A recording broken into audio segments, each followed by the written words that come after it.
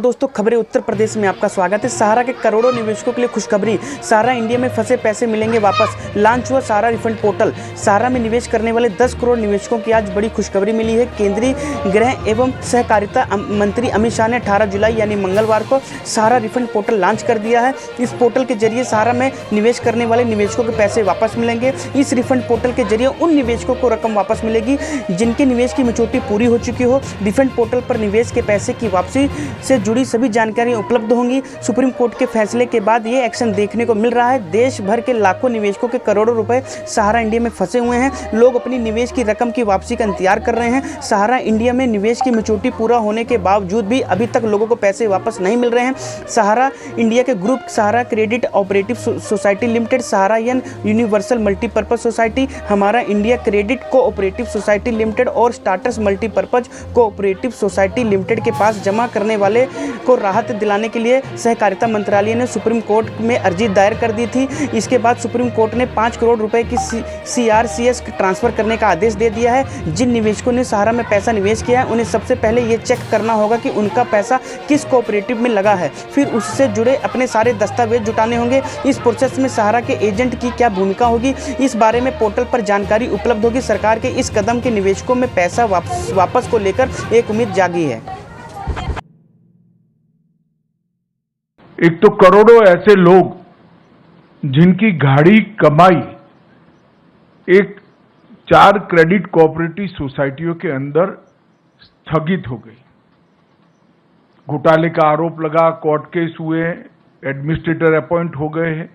Administrator appoint होते ही ED, income tax, अलग अलग सरकारी संस्थाओं ने अपने अटैचमेंट कर दिए और ये सब कानूनी लड़ाई में कहीं न कहीं जो निवेशक है, जिसने अपनी गाड़ी पसीने की कमाई इसमें लगाई है, इसके प्रति किसी का ध्यान नहीं जाता था। और ये कोई पहली ऐसी कहानी नहीं है। कहीं पर भी इस प्रकार के घोटाले का आरोप लगता है या घोटाले होते हैं तो तुरंत ही मल्टी एजेंसी सीजर हो जाता है। और मल्टी एजेंसी सीजर को मैं मानता हूं कि ब्रह्मा जी पर पृथ्वी पर आए तो इसको उठा नहीं सकते, क्योंकि कोई एजेंसी इसमें निवेशक का विचार नहीं करती, अपने अपने इंटरेस्ट का विचार करती है। और इसी के कारण एक बहुत बड़ी असुरक्षा की भावना और अविश्वास की भावना कोऑपरेटिव सोसाइटियों के प्रति बनी। छोटे लोग इसमें निवेश करते हैं, उनकी पूंजी जाया जाती है। सालों सालों तक ये सहारा का ही उदाहरण ले दी। कितने सालों तक सुप्रीम कोर्ट में केस चला, सभी एजेंसियों ने इनकी प्रॉपर्टी सीज कर दी, अकाउंट सीज कर दे। एक सीजर हो तो उसका रास्ता निकाले, 7-8 एजेंसियों ने सीजर कर दिए।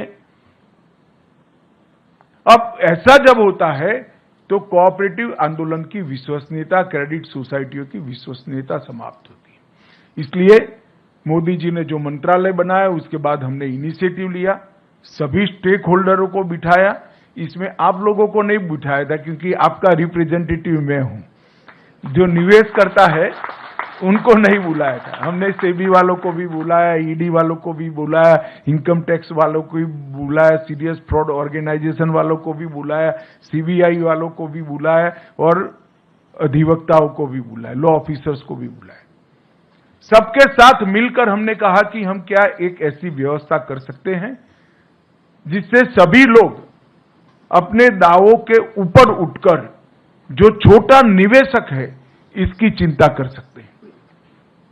और मुझे आनंद है कि सभी एजेंसियों ने मिलकर एक सुप्रीम कोर्ट में याचिका दायर की और सुप्रीम कोर्ट ने भी एक ऐतिहासिक फैसला लिया कि सभी एजेंसियां जब सहमत है तो एक सुप्रीम कोर्ट के पूर्व न्यायाधीश जी की अध्यक्षता में एक कमेटी बनाई जाए और उनके निर्देशन से ये पारदर्शी भुगतान की शुरुआत की जाए।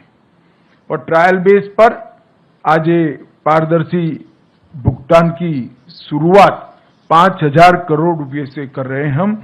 ये 5,000 करोड़ रुपया निवेशकों को वापस लौटाने की शुरुआत होगी। और ये 5,000 करोड़ रुपया जब पूरा वापिस हो जाएगा, हम फिर से सुप्रीम कोर्ट के सामने जाएंगे और कहेंगे कि इतने निवेशक बचे हैं और बाकी का भुगतान दीजिए। 1,07,00,000 निवेशकों को ये पोर्टल के अंदर पंजीकरण करने का अधिकार है, जिनकी पूरी राशि लौटाई जाएगी।